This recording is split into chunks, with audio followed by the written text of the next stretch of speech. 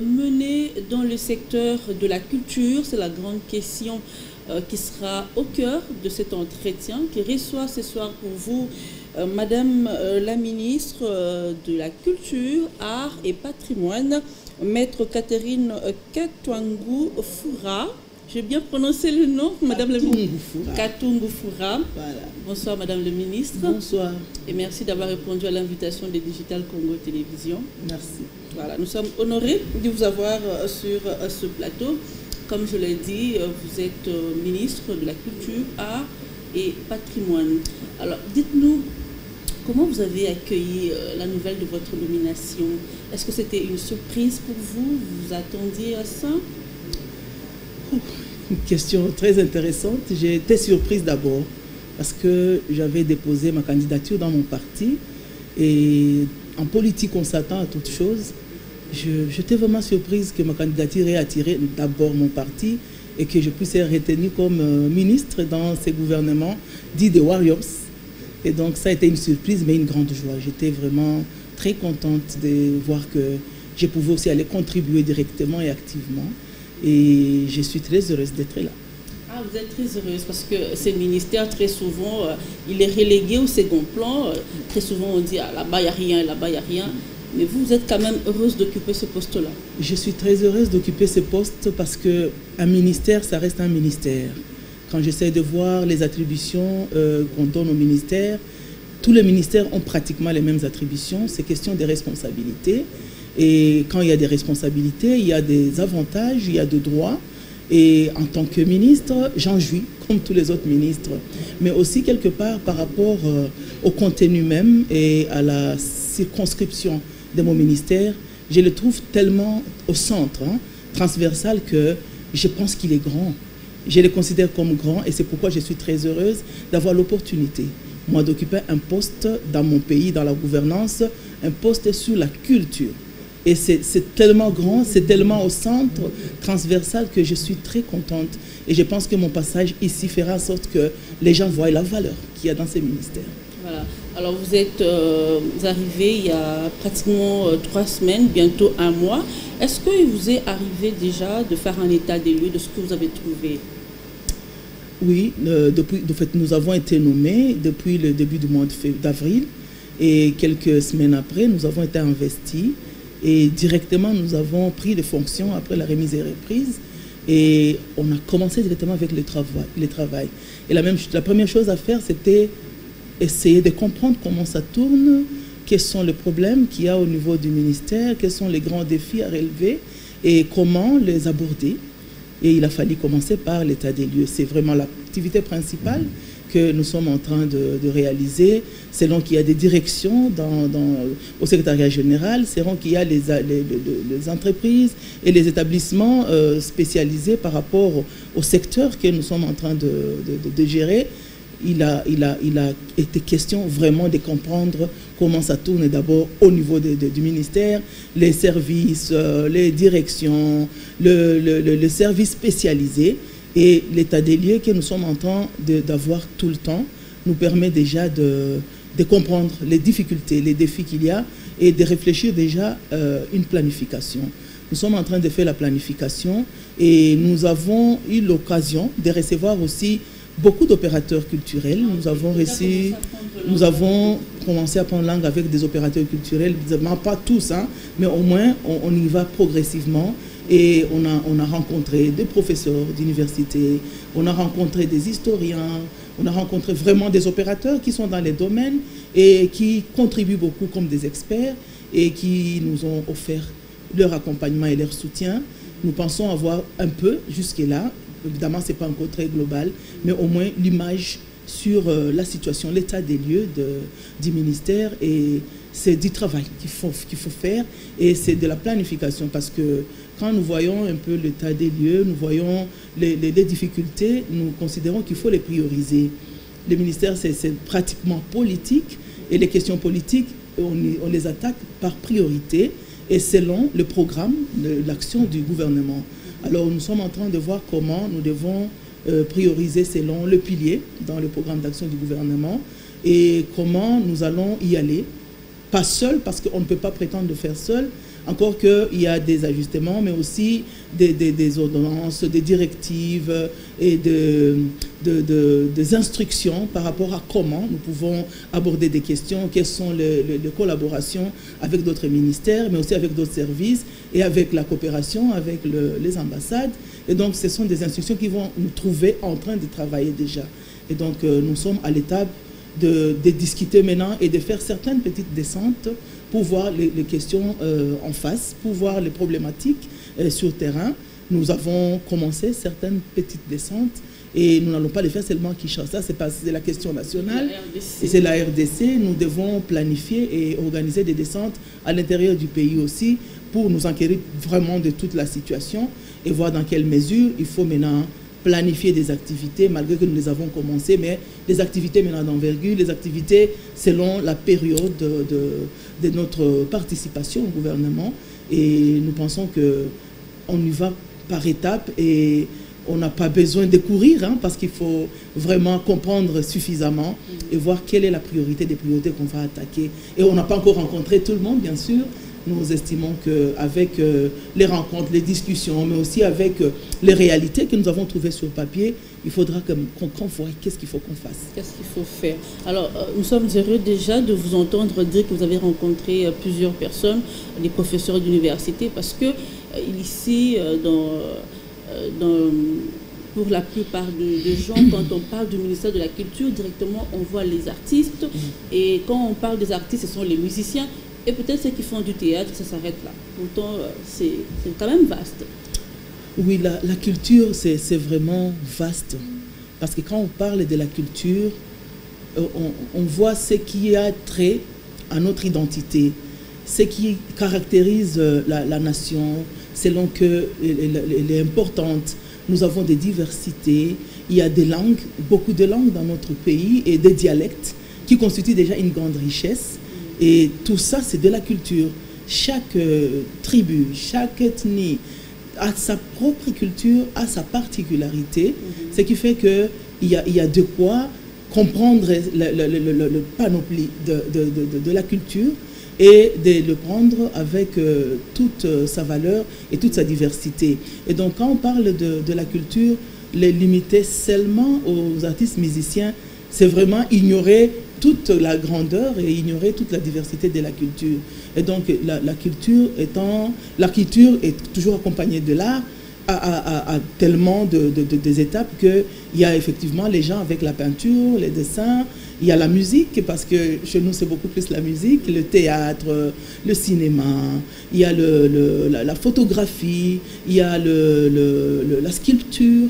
Il y a l'art culinaire aussi, c'est de l'art d'ailleurs. L'art culinaire, il y a la mode, c'est pratiquement vaste, hein, qu'on ne pouvait vraiment pas limiter cela. Il y a l'écriture par exemple, les écrivains, il y a les lettres, il y a l'amour de ce qui est beau. Et donc la culture et l'art, c'est tellement vaste qu'il ne faut pas limiter. Voilà qu'aujourd'hui d'ailleurs, on a ajouté une autre dimension. Dans l'appellation de notre ministère, il y a le patrimoine, donc c'est l'ensemble des biens là, matériels, immatériels, qui se rallient à notre identité et qui a beaucoup de génie. Donc la science travaille déjà la question de la culture, l'art et le patrimoine, mais c'est quelque chose aussi d'inné, c'est immatériel, c'est quelque chose de naturel. Donc la culture vient comme pour donner de la valeur à ce qui est naturel, parce que c'est le naturel qui crée la culture. Et la culture, maintenant, exprime un peu la diversité et la grandeur, mais aussi la richesse qu'il y a dans la nature. Donc, c'est tellement géant, c'est grand, que les artistes musiciens, les sculpteurs, les écrivains, le photographe, le dessinateur, tout le monde se trouvant dans cette histoire d'œuvre d'esprit, devrait retrouver son droit de cité dans notre ministère et au pays, parce que c'est ce qui caractérise effectivement notre identité. Les religions, il y a des structures, des gens, des groupes, de folklore. Donc il y a de quoi nous reconnaître une diversité, une richesse que nous devons conserver protéger et promouvoir. Voilà, une richesse immense. Ouais. Alors, tout à l'heure, vous avez bien fait d'ailleurs de le dire, de le souligner. Il y a une nouvelle dimension qui s'ajoute, c'est le patrimoine. Alors, comment comptez-vous intégrer cette nouvelle donne tout au long de votre mandat?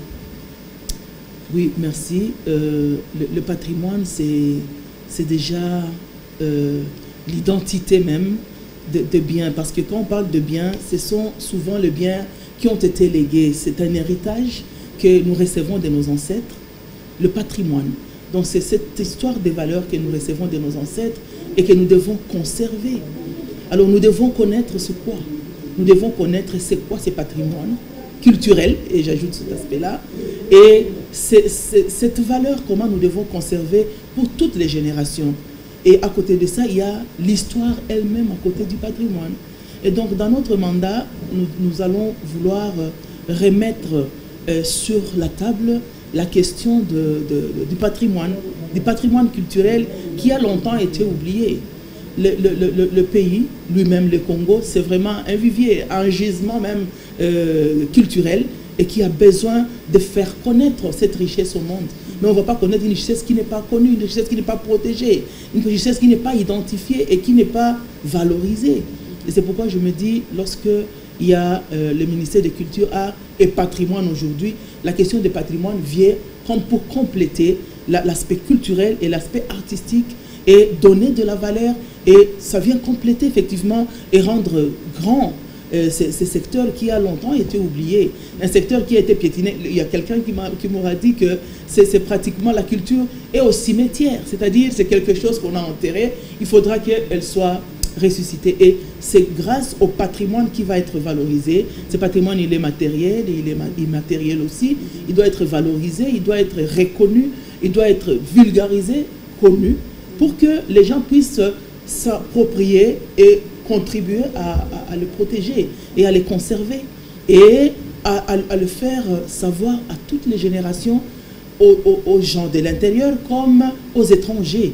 Et donc le patrimoine d'abord, c'est cette richesse, cet héritage que nous avons reçu de nos ancêtres, que nous devons d'abord nous-mêmes connaître, reconnaître, valoriser et vendre, c'est-à-dire montrer au monde et recevoir des générations pour venir renforcer et rester toujours vivant dans notre histoire.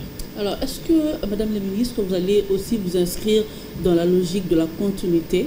Parce que votre prédécesseur, déjà, il avait mené un plaidoyer pour que notre rumba soit reconnu comme patrimoine au niveau de l'UNESCO.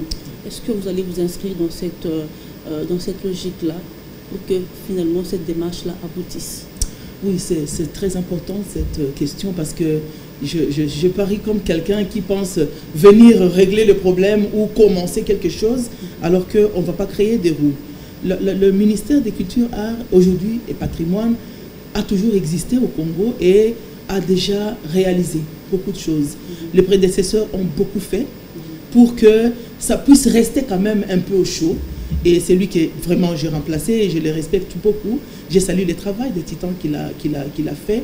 Un travail que je dois continuer, un travail qui a été bien amorcé, bien attaqué, que nous devons continuer. Et c'est avec l'accompagnement de l'UNESCO elle-même que nous sommes en train de vouloir soutenir et faire accepter cela pour que ça puisse entrer dans le patrimoine de l'humanité.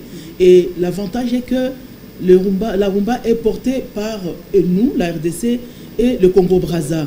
Donc ça donne beaucoup de force et ça reste vraiment notre marque.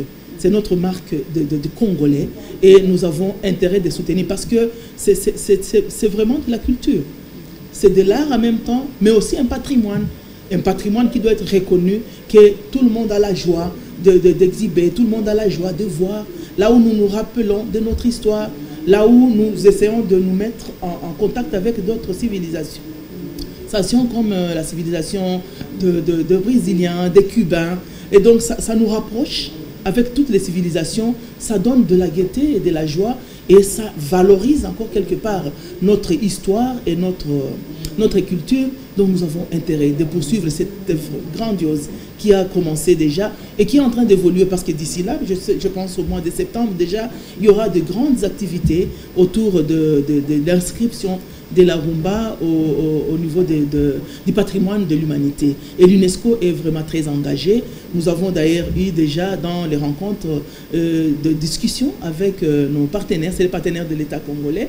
L'UNESCO, c'est vraiment les Nations Unies autour de la culture, et ils sont en train de continuer d'accompagner et d'encadrer le travail qui s'est fait, et qui est un grand travail, qui a besoin d'être soutenu, d'être connu par les Congolais, et d'être aimé, et que les gens s'approprient, et que les gens soient fiers de se représenter et de se reconnaître comme contribuant au patrimoine commun du monde entier. Voilà. Alors, Madame la Ministre, dites-nous, quelles sont les grandes actions d'envergure que vous comptez mener pour justement arriver à faire de ce patrimoine-là une réalité? Parce que jusque-là, on va le dire, c'est encore au niveau des discours. Mais pour que ça soit concret, que ça soit matérialisé, quelles sont les grandes actions? Merci pour cette question. Les grandes actions, c'est là où toujours il y a des difficultés quand on fait des discours. C'est à partir des discours, effectivement, qu'on doit définir et réfléchir les actions. Et les discours doivent être porteurs. Et donc, qu'est-ce que nous pensons faire? Nous avons trouvé des défis, comme je l'ai dit au départ, au niveau du ministère. Et nous avons trouvé qu'il y a encore certaines difficultés d'asseoir la politique culturelle elle-même. Les travaux avaient déjà commencé avant avec le prédécesseur et avec les partenaires qui accompagnent l'État et les ministères, surtout dans les questions culturelles. Il y a des travaux autour d'une politique culturelle qui doit être vraiment bien élaborée et qui doit être mise à jour. C'est-à-dire, lorsqu'on parle maintenant de l'aspect patrimoine, il faut que cet aspect soit vraiment introduit et que ça soit suffisamment défini et développé pour que la politique culturelle tienne compte de tous les aspects autour de la question. Alors, nous sommes en train de penser, travailler sur la question du cadre juridique du secteur culturel. Donc, si on a une politique culturelle bien détaillée, une politique culturelle qui essaie un peu d'embrasser, de renfermer et de donner du pouvoir et de réglementer comment les choses doivent se passer, ça va nous aider lorsqu'il y aura aussi un cadre légal, une législation vraiment qui encadre et qui protège les secteurs. Et il faut aussi qu'on puisse définir les statuts des artistes. Parce qu'au début, quand vous avez posé la question, on a toujours pensé que l'artiste est seulement un musicien. Qu'en est-il par rapport à la vision? Il faut que nous puissions vraiment définir les statuts de l'artiste. C'est qui? Parce que ça porte beaucoup de polémiques. Il y a beaucoup de discussions autour de ça. Qui est artiste, qui ne l'est pas? Qui est acteur, opérateur culturel, qui ne l'est pas? Alors, il faut que tout ceci soit encadré par la loi et que ça puisse donner la ligne de conduite. Et donc, ce qui va être principal pour nous, c'est d'abord de réfléchir et de demander beaucoup d'accompagnement pour le cadre juridique du secteur, et puis réfléchir sur les questions maintenant de sensibilisation, de mobilisation et des actions d'appropriation de la question culturelle, de la question de l'art et du patrimoine. Et donc, ça va être une occasion pour nous de battre d'une pierre deux coups, comme les Français aiment le dire. Donc, en même temps, nous réfléchissons sur le cadre juridique, et ça demandera vraiment l'appui de beaucoup d'experts et de beaucoup de ressources et de beaucoup de volonté. Et au besoin, associer aussi les concernés eux-mêmes. Eux-mêmes, ils doivent être associés parce que c'est une question qui les concerne, c'est leur situation, c'est leur problème, c'est leur protection, leur promotion. Ils doivent être associés, et il faut qu'on tienne compte vraiment de toute la culture, de tous les arts qui existent et du patrimoine. Et donc, quand c'est déjà pour protéger et surveiller au niveau de la loi, alors les actions à côté de ça, ce sont des actions d'identification. On doit identifier les grands sites, on doit identifier des biens culturels peut-être qui sont oubliés, on doit identifier des grands musées, des grands domaines, on doit identifier des grandes bibliothèques et essayer de voir le besoin, c'est à quel niveau pour qu'on sache le prioriser, qu'on sache le planifier et mettre des stratégies pour y aller correctement avec impact et avec l'accompagnement de pratiquement tous les concernés, de toute la population. Parce que c'est pratiquement la question de la population, c'est pratiquement la question de la communauté, la question de la nation, la question de la gouvernance. Et donc, tout le monde, dans son secteur, devrait réfléchir l'intégration de la culture. Et donc, les actions que nous pensons faire déjà, ce sont les actions autour de l'arsenal juridique, mais aussi les actions de mobilisation, de sensibilisation et de réalisation des activités de masse, des festivals, des concours, des identifications, de magazines qui doivent être produites, des journaux, des dépliants, des banderoles, et puis des contacts, des rencontres. Il faut qu'on organise des rencontres avec différentes parties prenantes pour voir quelles sont les richesses, quels sont les renforcements qu'on peut faire, mais aussi réfléchir des renforcements des capacités des artistes eux-mêmes, parce qu'il y en a des artistes qui sont suffisamment en capacité et il y en a ceux qui ont besoin d'être accompagnés. Il y a des talents innés, il y a des talents innés qui ont besoin d'être encadrés et de suivre la norme, et ils ont besoin juste d'avoir des mentors. Il y a la question ici même de mécènes.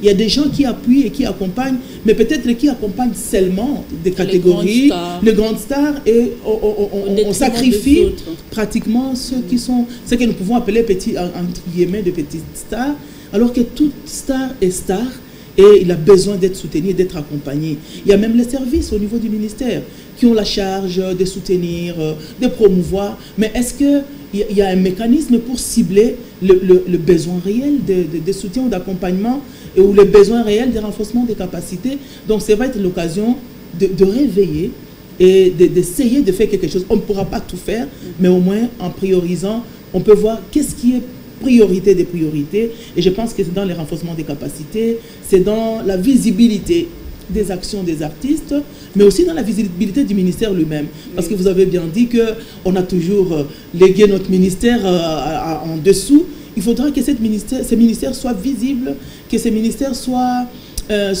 produits d'impact et qu'ils puissent être au milieu vraiment du village, parce qu'il est transversal et il faudra que tout le monde l'accepte comme ça. Parce que c'est question de notre identité, c'est question de notre nation, c'est question de notre valeur à l'image du monde. Nous avons besoin d'être aussi une nation culturellement épanouie. Nous avons besoin de contribuer au développement de notre pays. Le ministère, les activités culturelles, artistiques comme patrimoniales peuvent contribuer à mobiliser le fonds pour le trésor public. Et la culture elle-même peut faire en sorte que la valeur même du Congolais puisse être revue à la hausse. Ça peut être une source de revenus. Une source de revenus. C'est une grande source de revenus si les choses sont encadrées, si les choses sont très bien structurées. C'est une très grande source de revenus. On peut même ne pas avoir besoin de recourir à l'étranger lorsque le secteur est suffisamment encadré et lorsque les questions sont très bien abordées et lorsque le patrimoine est suffisamment valorisé. On peut espérer que le Congolais, dans les systèmes gagnant-gagnant, peut se retrouver chez lui et faire gagner aussi les autres. Et est-ce que durant votre mandat, on peut espérer aussi les états généraux de la culture? Durant les mandats, c'est possible. Les états généraux de la culture, on peut espérer parce que c'est pratiquement ça l'état des lieux. C'est pratiquement le grand axe de la culture qu'on peut déjà placer, et c'est ça d'ailleurs un plan stratégique, c'est-à-dire on essaie un peu de voir dans 5 ans qu'est-ce qu'on peut prétendre avoir. Dans 3 ans, on peut avoir atteint quel niveau selon le résultat que nous voulons peut-être atteindre, selon l'objectif que nous nous sommes fixés, selon le programme du gouvernement. Est-ce qu'on peut réaliser ceci? Et ça va nous permettre d'ailleurs d'évaluer ce qui a été fait et qu'est-ce qu'il faut faire. Qu'est-ce qui n'a pas été fait? Pourquoi ça n'a pas été fait? Une sorte de faire des aménagements à tout moment, de faire des auto-évaluations, mais aussi de faire des améliorations. Parce que quand on fait le suivi, on fait l'évaluation, on se fixe des objectifs et des résultats à atteindre et on se met au travail pour les atteindre. On implique tout le monde selon les différents niveaux. On peut espérer quand même à avoir des états généraux et à réfléchir en termes de stratégie et en termes de programme. On ne peut plus réfléchir juste en termes de petites actions spontanées, mais beaucoup plus en termes de stratégie et en termes de programme pour que l'évaluation, la valeur ajoutée soit suffisamment estimée et qu'on puisse réfléchir de politiques à l'instar des politiques du monde sur la question. C'est comme l'exemple de Jack Lang. Jack Lang, c'est vraiment cette star dans la caste politique du monde. Pour les Français, c'est quelqu'un qui a ramené la culture au niveau où la culture est aujourd'hui en Europe. Et donc, il a joué un rôle important. Ça a été juste un ministre qui a cru en la culture et qui a donné l'image à la culture de son pays. Et aujourd'hui, c'est une référence. Et nous pensons que c'est possible.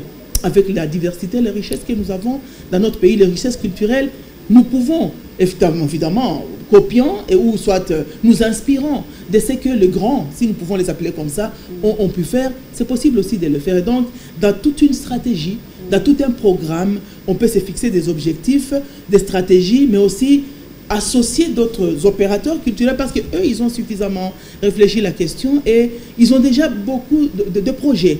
On ne peut pas réfléchir la question culturelle ou la question de la politique sans voir l'aspect des projets. Parce qu'interviendra même la question des moyens. Est-ce que vous allez faire toutes des états généraux? Est-ce que vous avez des moyens de votre programme? Est-ce qu'il y a des moyens de cette vision, de ces rêves que vous faites?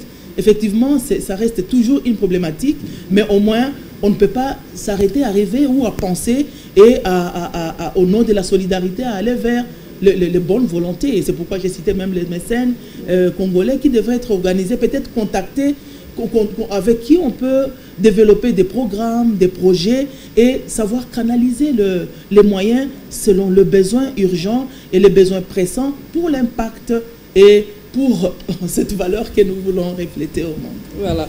Alors, vous accédez à ce ministère à un moment, on va dire, particulier, parce que le président de la République est en même temps président en exercice de l'Union africaine et son mandat, il les place sous les thèmes de art, culture et patrimoine, levier pour construire l'Afrique que nous voulons. Alors, comment comptez-vous accompagner justement le chef de l'État pendant ce mandat-là à la tête de l'Union africaine dans votre domaine? Oui, c'est vraiment une bonne question et c'est vraiment une opportunité pour les Congos d'avoir le mandat de l'Union africaine maintenant, le mandat que notre chef de l'État est en train de présider. Et sous le thème de la culture, art et patrimoine, on dit nous devons construire l'Afrique que nous voulons à partir de la culture, de l'art et du patrimoine. Moi, comment le ministère compte accompagner le chef de l'État? D'abord, c'est une opportunité qui est d'être au centre même de l'Afrique, d'être ces gisements, comme je l'ai dit au départ, les viviers même du patrimoine africain. Et c'est une opportunité d'avoir une autorité qui maîtrise et qui connaît la valeur même de la culture, la valeur de l'art et du patrimoine pour redorer l'image de toute une nation, de tout un peuple.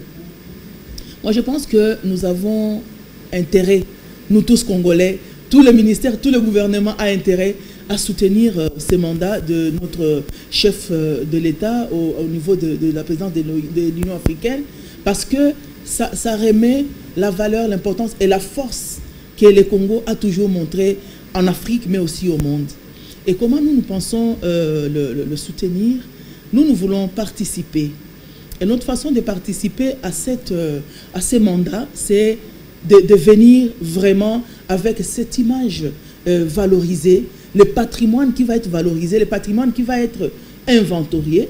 Et nous pensons qu'à partir du mandat de notre président à l'Union africaine, nous allons avoir l'occasion d'avoir d'abord la législation, c'est-à-dire le cadre légal, mais aussi nous allons profiter de faire connaître et de vulgariser les aspects culturels se trouvant dans la charte de l'Union africaine, mais aussi dans beaucoup de conventions et beaucoup de textes internationaux, des textes juridiques internationaux qui consacrent et qui promeuvent la question de la culture. C'est l'occasion de faire passer des messages, de communiquer suffisamment avec les autres Africains comme nous et de revenir à nous-mêmes.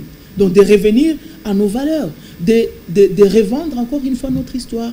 Et lorsque c'est nous les Congolais qui avons cette chance, et nous avons la présidence par le biais du président, notre chef de l'État, nous avons besoin de profiter de ce prestige pour montrer au monde effectivement que nous sommes un peuple valeureux et que nous avons du patrimoine à vendre et nous devons nous inscrire dans pratiquement toute sa démarche et dans toutes les actions qu'il a essayé de définir.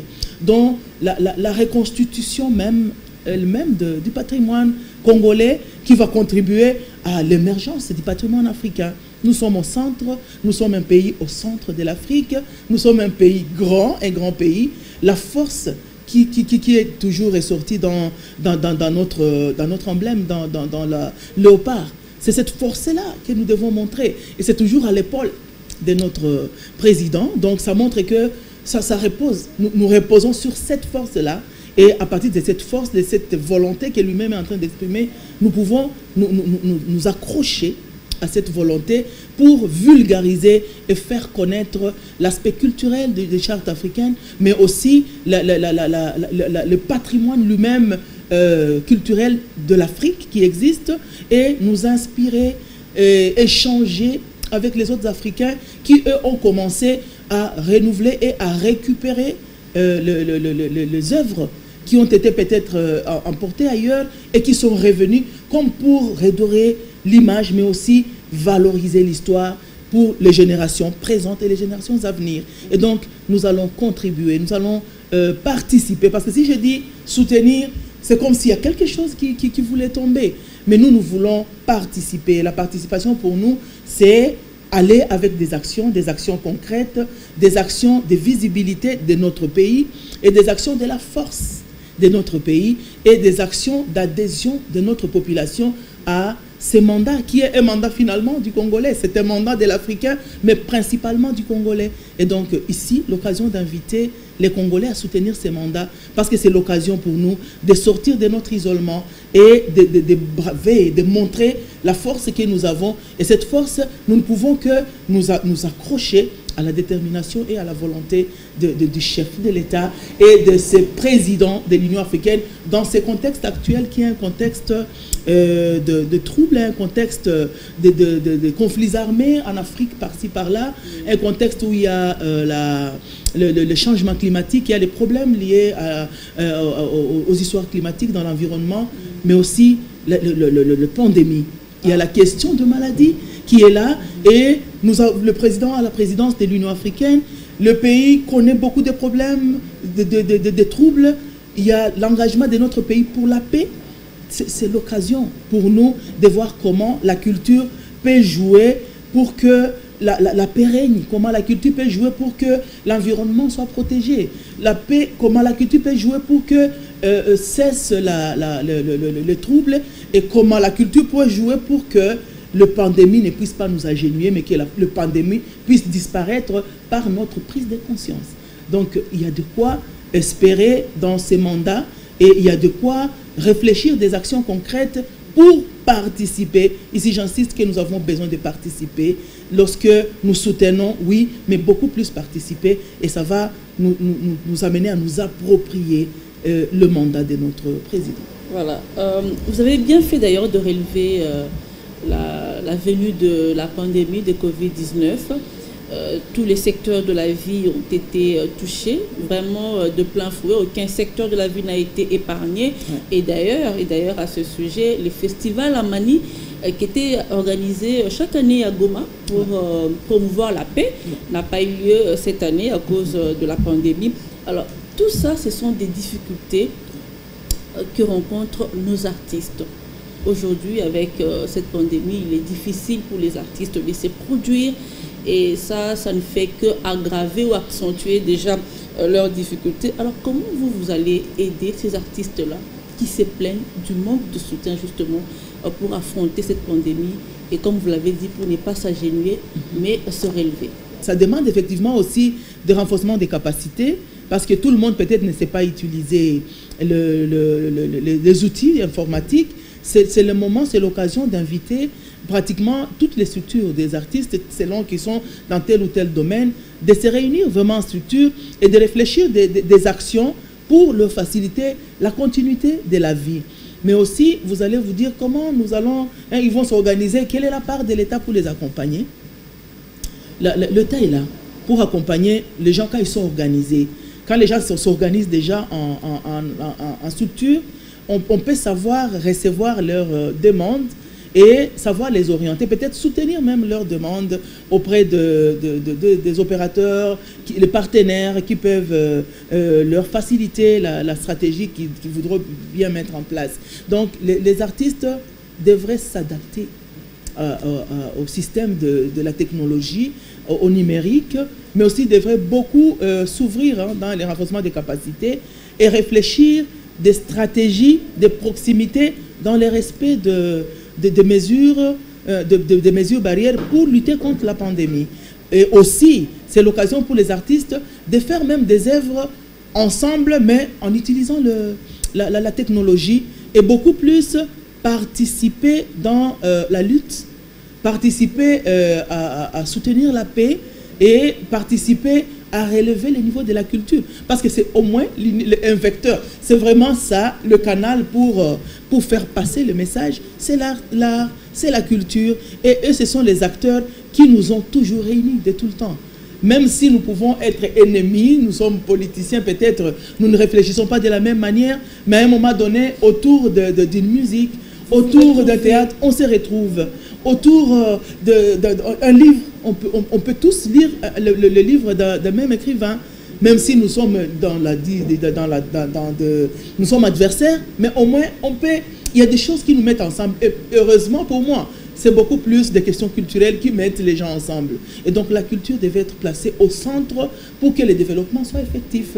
Et c'est possible avec les artistes, musiciens, les sculpteurs, les gens de dessin, de la peinture, les photographes, les gens de cinéma, de théâtre, les gens de la mode, de l'art culinaire, les gens qui sont toujours aussi oubliés. Ce sont les gens qui participent aux œuvres, aux activités des artistes sans être visibles. Donc les héros dans l'ombre, voilà. Ce sont des héros dans l'ombre. On les connaît, ils sont là-bas, mais ils sont oubliés. C'est l'occasion peut-être de savoir se réunir, réfléchir sur leur situation et soutenir peut-être notre action de réfléchir beaucoup plus le cadre juridique qui devra finalement donner les statuts et définir pratiquement tous ces aspects. Vous anticipez même sur la prochaine question. Voilà. Alors, je vous ai présenté au début comme maître Katungu Fura, Catherine, parce que dans l'est du pays, particulièrement dans le Nord Kivu, vous avez beaucoup milité pour les droits de la femme. Et d'ailleurs, votre association, l'association des femmes juristes pour la défense des droits des femmes, est une ONG qui lutte contre les violences faites aux femmes. Alors dites-nous comment vous comptez utiliser cette expertise-là dans ce secteur de la culture. Parce que là, je vois déjà les droits d'auteur qui sont presque un tabou ici dans notre pays. Les artistes musiciens, les artistes en général qui nous émerveillent avec leurs œuvres mais qui meurent pauvres. Comment vous comptez apporter votre touche des juristes? Merci beaucoup. Vous me rappelez vraiment ma passion. J'ai toujours eu la passion de soutenir les sans-voix, d'accompagner les personnes en détresse, des personnes oubliées. Et je trouvais que dans mon secteur, c'est pratiquement des personnes oubliées, des personnes exploitées et qui ont subi beaucoup d'abus. Et je pense que ma passion a son pesant d'or dans les secteurs où je suis maintenant, où je suis active maintenant. C'est de savoir soutenir la question de laisser pour compte, si je peux me permettre le terme, et de savoir crier avec eux pour que leurs droits leur soient reconnus. Et je pense que dans ma passion de chaque fois soutenir les questions de femmes, les femmes sont artistes et elles sont aussi victimes de beaucoup peut-être de discrimination et de beaucoup de violences, pourquoi pas, dans les secteurs de la culture. Et je voudrais que, en soutenant tout le monde, que particulièrement les femmes puissent aussi retrouver leurs droits, être reconnues et qu'elles puissent se sentir des êtres humains au même titre que leurs homologues hommes et se sentir en toute valeur comme leurs homologues. Et je pense que la question de la lutte, ça nous colle tellement au corps que nous ne savons pas la laisser parce qu'on est en train de faire la politique. La politique elle-même nous invite à lutter contre l'injustice, à lutter contre les discriminations. Et moi, je pense que cette passion, je ne veux pas l'arrêter. J'essaie un peu de voir les artistes peut-être qui n'ont pas encore de renommée, les artistes qui n'ont pas encore beaucoup de prestige, alors qu'ils font beaucoup de choses, de voir comment on peut les approcher des appuis, comment on peut plaider leur cause pour qu'ils puissent être reconnus. Et je pense que le travail que nous allons faire dans la mise en place du cadre juridique sera un travail qui va venir confirmer effectivement la passion que j'ai toujours eu de soutenir et de promouvoir les droits humains en général, les droits de la femme. Mais aujourd'hui, c'est vraiment les droits des artistes que j'ai la charge de soutenir. Voilà. Vraiment, c'est la fin de cette émission. On me fait signe que toutes les minutes ont été épuisées, mais je m'en voudrais énormément si je ne vous pose pas cette question-là. Mais en Swahili, je vais tenter. Mwishoweje, wasanii wa Kongo wanaweza kutarajia kutoka kwako mama yao. En une minute. Vous avez massacré les Swahili. Mwishowe, wasanii wa Kongo wanatarajia nini kutokea mimi mama yao. Je le dis en Swahili, c'est ma langue, j'aime pleinement. Wasanii, ce sont les artistes. Wasanii wa Kongo watatarajia kukingwa, watatarajiwa kulindwa, na hasa wana jukumu ya kujikaza kuweza kuipatia valeur, faida hiyo kazi ya usanii. Hawa ambao ni wanamuziki, hawa ambao ni wa kuchapa, hawa ambao ni wa kuandika vitabu, hawa ambao ni wa kukamata mapicha, hawa ambao ni waimbaji, hawa ambao wamefanya kazi za utaalamu za kuweza kusaidia wasanii waonekane, inabidi wajulikane na inabidi wakingwe, na ninawaza watakingwa. Na mimi kama mama yao ambaye ninaenda kuleta utetezi wangu kama mama wa kuangalia, inabidi utamaduni ujulikane na ukingwe na uheshimike.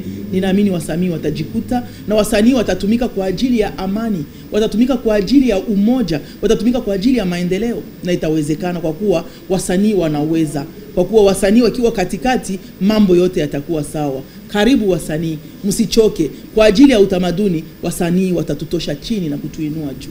Accent Sana, pour ceux qui ne comprennent pas, Madame le ministre promet tout son accompagnement, tout son soutien aux artistes sans distinction. Ça a été un plaisir de vous avoir sur ce plateau. Et surtout, n'hésitez pas de revenir. On reste ouvert. Merci. Voilà. Je rappelle qu'on recevait sur ce plateau Madame le ministre Katungu Fura Catherine Kati pour les intimes. Et je vous dis également merci de nous avoir suivis. Je vous fixe rendez-vous très prochainement pour un nouveau numéro de votre magazine Entretien. Merci.